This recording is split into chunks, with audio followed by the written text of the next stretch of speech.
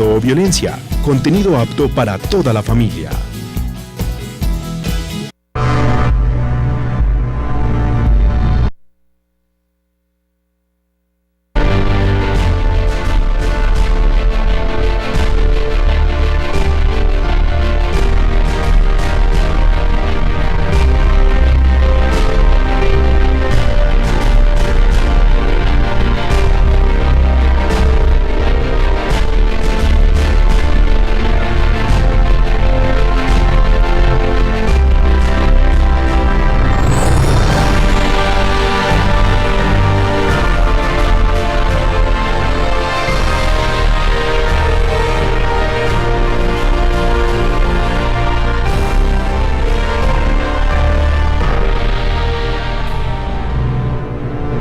Hola, muy buenos días, una feliz semana para todos nuestros televidentes. Aquí comienza En Voz de las Víctimas. Ustedes ya se pueden comunicar con nosotros al 232-4604 y la línea nacional 018-051-5015. Hoy para hablar de las preguntas frecuentes y también de la administración de los recursos para todas las víctimas del conflicto armado. Tenemos como invitados a Marta Cecilia González, quien es profesional de la Unidad de Víctimas aquí en el Departamento de Antioquia. Bienvenida, Marta, y muchas gracias por acompañarnos. Muchas gracias, Ana María. Buenos días. Buenos días. Igualmente a Gerardo Vega le damos la bienvenida, quien es el director de la Fundación Forjando Futuros. Bienvenido, Gerardo. Buen día a todos, muchas gracias. Vamos a comenzar entonces con este programa del día de hoy de En Voz de las Víctimas, hablando, Marta, o comenzando mejor, por decirles a todos nuestros televidentes a quiénes beneficia la Ley de Víctimas.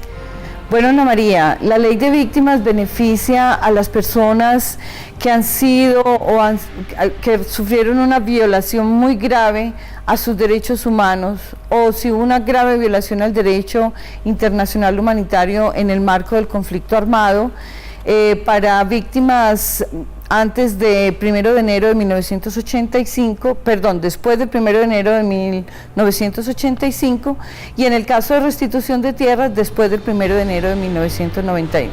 Entonces deben ser graves violaciones a los derechos humanos, derecho internacional humanitario y en medio del conflicto armado. Ahondemos un poco más, Gerardo, acerca de a quiénes beneficia la restitución de tierras. Bueno, la restitución de tierras beneficia a todas aquellas personas en Colombia que perdieron su predio, su finca, su parcela, su casa con ocasión del conflicto armado. Quiere decir ello que cuando se las despojaron o los obligaron a desplazarse, a abandonar el predio, para decirlo de alguna manera más sencilla, la guerrilla, los paramilitares o los propios agentes del Estado en su enfrentamiento en el conflicto, o como medidas coercitivas que utilizaron ellos, medidas de chantaje, comprando las tierras a menos precio, falsificando documentos, o simplemente los obligaron a despojar sus tierras. Esta ley incluye las calidades de al propietario, al poseedor y al ocupante. Son las tres calidades que se tiene sobre la propiedad. Bueno, están los tenedores también, pero el tenedor es el que lo tiene producto de un arriendo. Entonces, ese no se incluye dentro de la ley, porque no tiene ánimo de señor y dueño.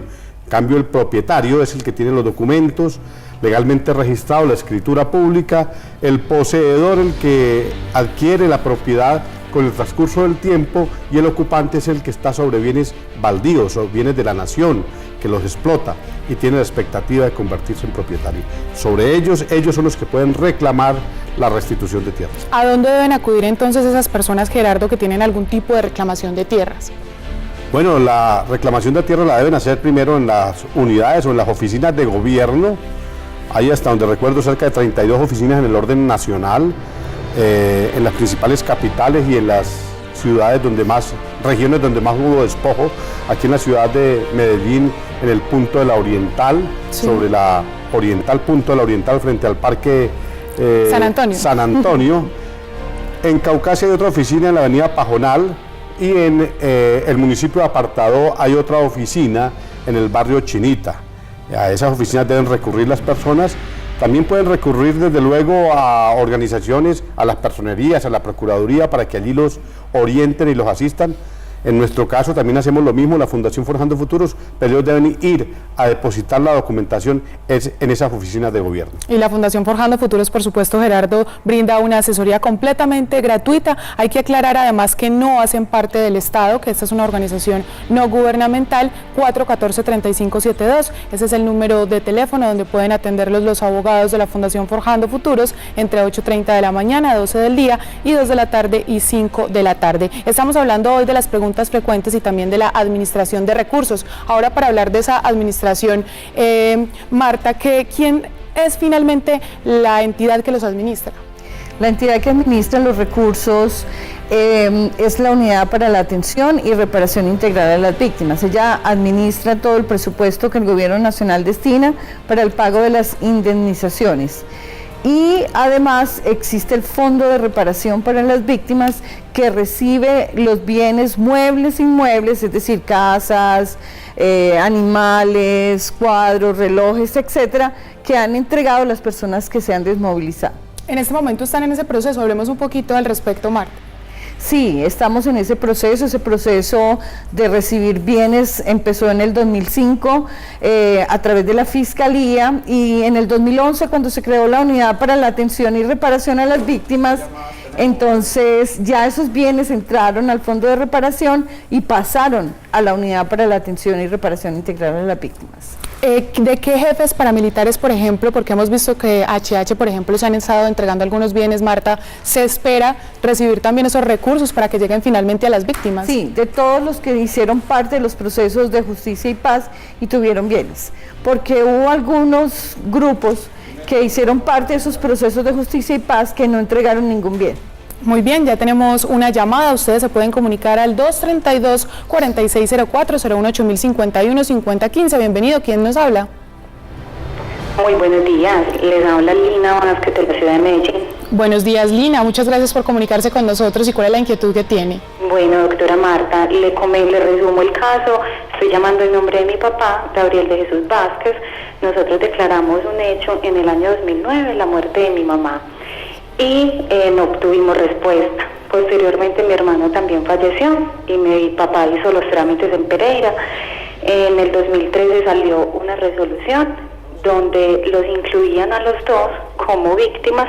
La resolución quedó con algunos errores, pues más de forma que de fondo, donde los apellidos de mi hermano quedaron errados y donde en él se incluyó a otra persona muy diferente a nuestro grupo familiar. Entonces nosotros colocamos un derecho de petición, no obtuvimos respuesta, colocamos una tutela, la tutela salió la semana pasada. Bueno, y queremos saber de pronto en qué parte del proceso va. Nosotros ya hicimos pues como la entrega de documentos, nos llamaron en noviembre para hacer también pues como la entrega de documentos, nos informaron que estarían haciendo la reparación económica a finales de año o principios en el primer semestre pues del año. Entonces quisiéramos saber en qué va el caso. Muy bien, Lina, muchas gracias por comunicarse con nosotros. ¿Y qué respuesta le podemos dar a ella, Marta? Bueno, muchísimas gracias por llamar al programa. Les recordamos a todos los que nos están escuchando que un compañero de la Unidad para la Atención y Reparación a las Víctimas está mirando uno a uno de los casos de las personas que llaman.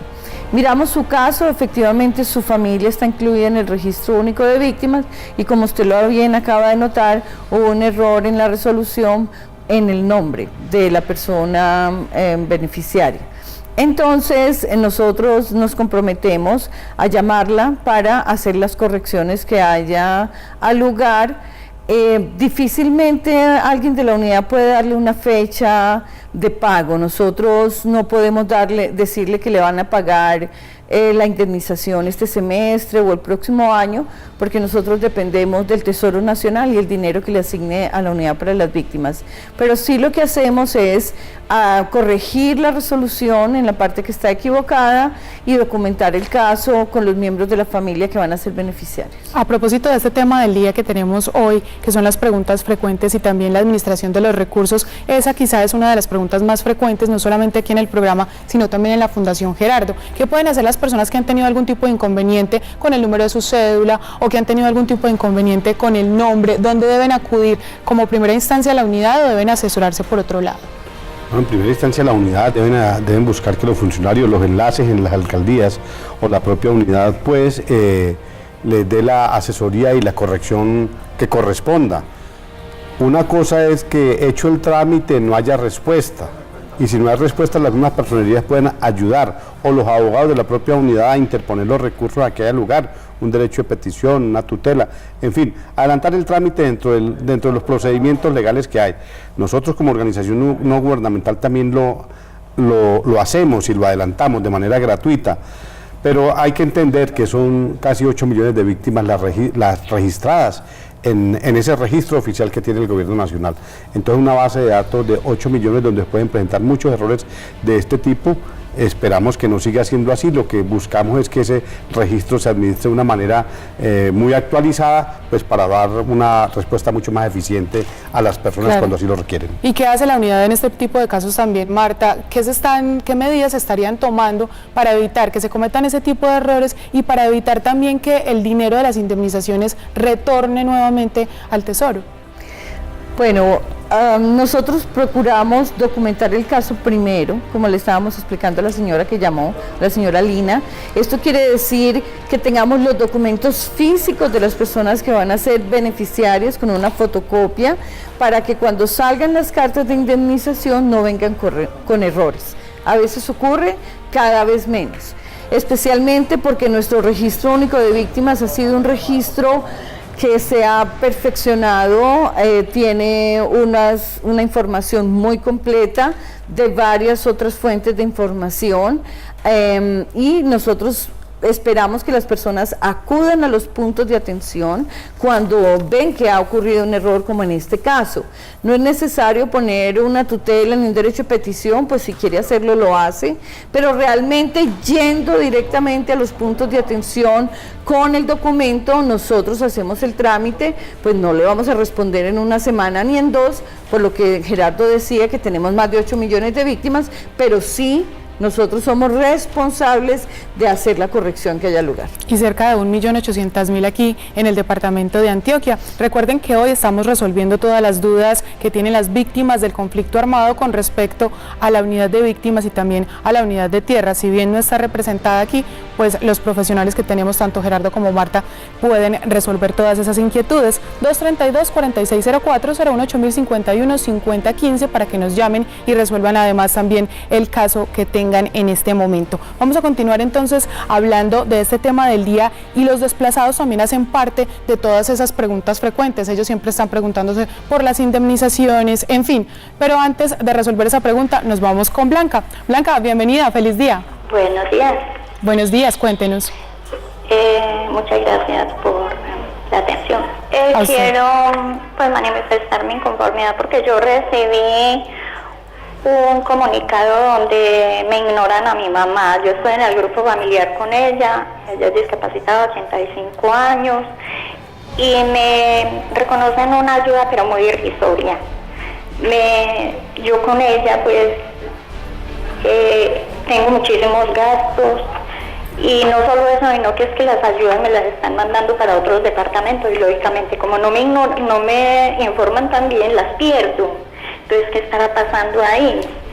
Y las veces que la tengo, me dicen que espere, que ya tengo el turno, pero llega el turno, va pasando y no me informan dónde ni cuándo puedo reclamar, y siempre me ha ocurrido últimamente. Blanca, ¿usted por qué dice que las ayudas se van a otros departamentos? ¿Usted está aquí en Antioquia? Que para el departamento del Cesar, una que me enviaron en diciembre, y yo pregunté la vez pasada y nunca obtuve respuesta. Blanca, ¿usted está aquí en el departamento de Antioquia? Yo no me he movido de acá, siempre he sido antioqueña, nunca he ido ni siquiera a pasear por allá, como para que y me informaron en febrero, y la ayuda me la habían colocado en diciembre. Entonces mira que es mucha falta de información, no la hacen oportunamente, ni verídica, o sea. Blanca, ¿usted está reportando el homicidio de su madre? ¿Es lo que le entendemos? No. Yo vivo con ella. Entonces, ¿cuál es el hecho? Me la están ignorando, o sea, ella no aparece. No aparece en el registro único de víctimas. Pero ¿cuál es el hecho? Ella siempre ha estado, ella me la tienen incluida ahí, no sé por qué en este momento me dicen que... Blanca, ¿cuál es el hecho victimizante? No, por desplazamiento. Por desplazamiento, muy bien. Muchísimas gracias por comunicarse con nosotros, Blanca, y esperamos entonces resolver la inquietud que tiene ella en este momento, Marta y Gerardo, porque dice que ha sido remitida la información, o mejor dicho, la indemnización, según lo que le estamos entendiendo, de todos los recursos a otro departamento. Dice que ni siquiera ha salido a pasear allá. ¿Qué pasaría ahí en ese caso, Marta? Bueno, la verdad no entiendo. A veces ocurre que las indemnizaciones son enviadas a otros departamentos, pero el caso que la señora nos está comentando no es de indemnización, sino de desplazamiento forzado, ayudas humanitarias. Las ayudas humanitarias no son un subsidio, es decir, las personas no pueden esperar que con lo que reciban de la unidad pueden pagar la salud, pueden pagar los gastos de vestuario, etcétera, ¿sí? La ayuda humanitaria o la asistencia humanitaria básicamente es para dos cosas: alimentación y alojamiento.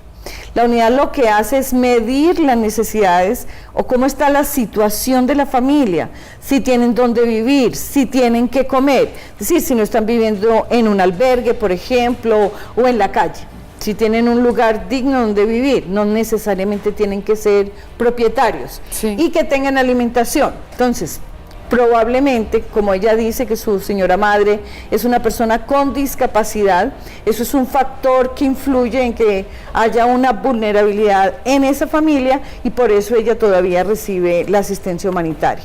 Importante que vamos a mirar que usted tenga su dirección y teléfono actualizados en la unidad para las víctimas. Eso es algo que nosotros podemos hacer para evitar ese error que se cometió, que usted dice que se hizo. Nosotros vamos a mirar qué fue lo que pasó para que usted reciba oportunamente la información de su asistencia humanitaria. En este caso, Gerardo, ¿qué criterios de priorización entonces tendrían este tipo de población como la desplazada? Recordemos lo que estaba diciendo la doctora Marta, que tiene que ver con temas fundamentalmente de alimentación, alojamiento y salud. Esos son los tres situaciones con las cuales se prioriza una familia. El PARI, esa metodología que se utiliza para saber en qué estado se encuentra hoy la familia, precisamente busca establecer esas circunstancias: alojamiento, alimentos y temas de salud. Además hay otros que sirven pues para priorizar, que sirven, digo, desde el punto de vista en que debe ser tenido en cuenta la familia, personas adultas mayores, estados de situación de salud delicados de esas personas, pues priorizarán entonces esas ayudas humanitarias que entrega el Estado. Y esas priorizaciones no solamente son para las víctimas de desplazamiento, Marta, sino también para todos en general, si no estamos mal. Bueno, ya para las víctimas que no sean de desplazamiento forzado, los criterios de priorización se utilizan para el pago de la indemnización. Como el pago de la indemnización es gradual y progresiva, sí, y de acuerdo al dinero que se destine cada año para esta entrega de estas indemnizaciones, la unidad para las víctimas tiene unos criterios de priorización, entre ellos personas con discapacidad, personas mayores de 70 años, mujeres víctimas de violencia sexual, personas LGBTI, bueno, y así tenemos varios criterios de priorización. Las personas que hicieron su reclamación hace años con el decreto 1290 o con la ley 418, y eso permite a la unidad ir avanzando en ese proceso. Preguntas frecuentes, ese es el tema que tenemos el día de hoy aquí en Voz de las Víctimas. 232-4604, 018-051-5015, las líneas en las cuales ustedes se pueden comunicar con nosotros, no solamente para hablar del tema del día, sino también para resolver todas las dudas que tienen referente a los casos. Si usted fue víctima de algún hecho como violación, como homicidio, secuestro, en fin, todos estos hechos victimizantes que ya hemos estado comentando durante los programas aquí en Teleantioquia, pues por supuesto se puede comunicar con nosotros, e igualmente si tiene algún caso con restitución de tierras. Nosotros continuamos entonces hablando de preguntas frecuentes, no sin antes atender nuestra siguiente llamada. Fausto, bienvenido. Muy buenos días. Buenos días, cuéntenos cuál es el caso que tiene. Pues mira, mi niña, el caso mío era que yo hace un año más o menos, en la personería aquí de Caldas, yo hice un paren y que me iban a llamar, y este era el momento en que a mí no me han llamado, y yo soy una persona discapacitada, y en el grupo familiar hay otro hermano mío que también es discapacitado. Yo lo que quisiera saber es que si hay que esperar más tiempo o qué. Don Fausto, ¿es por qué hecho que no le escuché? Por homicidio. ¿Por homicidio? ¿El homicidio de quién? De un hermano mío. ¿Cuándo hicieron la declaración? Marta le está hablando, bien pueda Marta. Don Fabio, quisiera Fausto. saber, don Fausto, perdón, Sí. ¿cuándo le hicieron ustedes cuándo hicieron la declaración? Yo lo hice en el 2010. En el 2010, es decir, es uno de los casos más recientes. Como les decíamos ahora, la priorización es para los casos de 1290 y 418. Pero como usted manifiesta que hay 2 personas con discapacidad en su grupo familiar, esas personas con discapacidad tienen que acercarse a la unidad para las víctimas y llevar un certificado médico donde conste la discapacidad. Entonces no tienen que ir a la unidad para las víctimas, sino a los puntos de atención que tenemos en Medellín, en Belencito, en Cauces, en Palermo, en la UPJ, el lugar que a usted le quede más cercano, o a alguien de su familia que pueda acudir con los certificados médicos de la discapacidad. Una vez que la unidad tiene esos certificados, puede empezar el proceso de priorización. Eso no quiere decir que se le vaya a entregar la indemnización de inmediato, pero sí puede empezar a documentar su caso y a entrar en el turno prioritario. Muy bien, ahí están entonces los puntos de atención que ya ha referido Marta, tanto Belencito, Cauces de Oriente, también Palermo y la UPJ, que queda ubicada en el centro de la ciudad de Medellín, para todas esas personas que están teniendo inconvenientes, tienen alguna duda y necesitan acudir a este punto de atención. Igualmente, la línea nacional que tiene dispuesta la unidad para las víctimas, usted se puede comunicar con ella, 018.000 91 11 19. Continuamos hablando de las preguntas frecuentes que tienen todas las víctimas del conflicto armado aquí en Voz de las Víctimas. Gerardo, ¿qué pasa con esas personas cuyos hechos ocurridos fueron el 10 de enero antes del 85? 10 de enero antes. 1 de enero. El 1 de enero. Recordemos que la ley 1448 tiene vigencia a partir de enero del año 2011 y cubre las víctimas cuyos hechos ocurrieron antes del 1 de enero de 1985. La pregunta es: ¿qué pasa con las víctimas anteriores, antes del 1 de enero de 1985? Pues esas víctimas tienen derecho a la reparación en la verdad, a actos simbólicos, reparaciones simbólicas y además a la garantía de no repetición. Esas personas no las cubre la ley 1448 para el tema de la indemnización económica. Hechos que sucedieron antes del 1 de enero de 1985 no los cubre la reparación económica, los cubre la reparación de la verdad, de garantías de no repetición, garantías de satisfacción y reparaciones simbólicas. Muy bien, pero de todas maneras hay personas, Marta, que no declararon hasta este momento, ¿cierto? Y hasta el año pasado, 10 de junio de 2015, tenían la oportunidad de hacerlo. ¿Qué sucede con esas personas que no lo hicieron?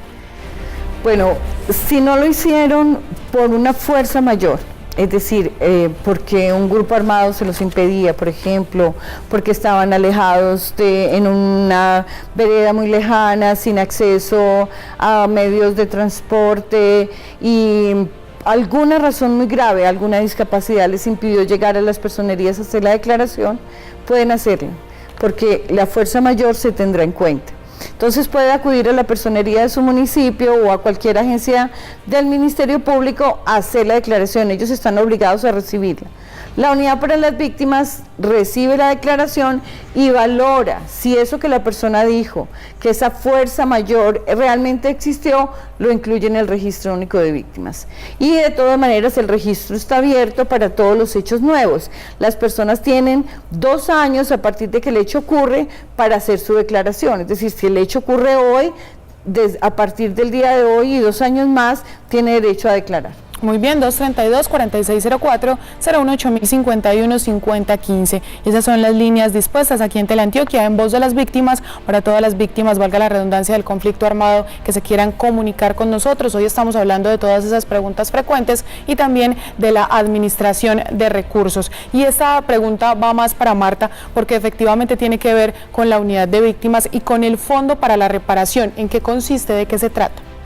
El Fondo para la Reparación a las Víctimas, como estábamos hablando ahora, es un fondo creado para administrar los bienes que fueron entregados por las personas que se desmovilizaron. Entonces, el Fondo para la Reparación de las Víctimas recibe, por ejemplo, fincas, apartamentos, ganado, cuadros, carros, etc. Entonces, tiene que administrarlos.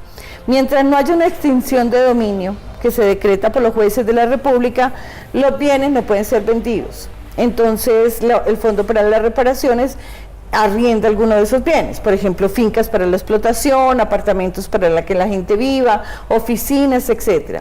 Y algunos bienes muebles están siendo subastados, subasta pública, para que la gente pueda comprarlo, no se dice de quién eran, y así ese dinero entra al Fondo de Reparación para las Víctimas para pagar las indemnizaciones que son ordenados por los magistrados de Justicia y Paz de esos grupos que se desmovilizaron, de las víctimas de esos grupos, o para el Fondo General en la reparación de las víctimas del conflicto armado. Era un poco de lo que ya veníamos hablando entonces, en lo que consiste este fondo. Tenemos llamada de Sandra. Muy buenos días, bienvenida.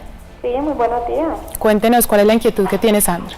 Mira, lo que pasa es que el año pasado a mí me habían dicho que iba a entrar para el Fondo de Reparación de Víctimas y yo quería saber cómo va el caso mío. ¿Y es sobre qué, Sandra? ¿Sobre qué hecho? No, yo soy desplazada, soy desplazada de un municipio de Antioquia. Muy bien, ¿de qué año? Del 2003. Bien, Sandra, muchísimas gracias por comunicarse con nosotros. ¿Y qué le podemos decir a ella en este caso? Pues Sandra, lamentablemente tengo algún problema de comunicación con el compañero que está en cabina, entonces no tengo la información de su caso. Lo importante es saber si usted está en el registro único de víctimas como desplazada, usted y su grupo familiar. En ese caso usted entraría a todo el proceso de asistencia humanitaria, especialmente si me está diciendo que su caso fue tan reciente, de apenas hace un año, usted estaría recibiendo asistencia humanitaria por parte de la unidad. Si usted no ha recibido respuesta, pues la unidad tiene que resolverle rápidamente. Como nuestros compañeros han tomado sus datos, nosotros vamos a estarla llamando para mirar en qué estado está su resolución. Ofrecemos disculpas a todos nuestros televidentes porque tenemos un pequeño inconveniente con la comunicación con el funcionario que siempre nos está dando los datos de todas las personas que se comunican con nosotros, pero los vamos a tener en cuenta para llamarlos posterior al programa desde la unidad de víctimas, Marta, y poder resolver todas las inquietudes que ustedes tienen. Sin embargo, pues aquí tenemos dos profesionales, tanto Marta como Gerardo, de la Fundación Forjando Futuros y de la Unidad para las Víctimas, para resolver todas las inquietudes que ustedes tengan en vivo en Teleantioquia.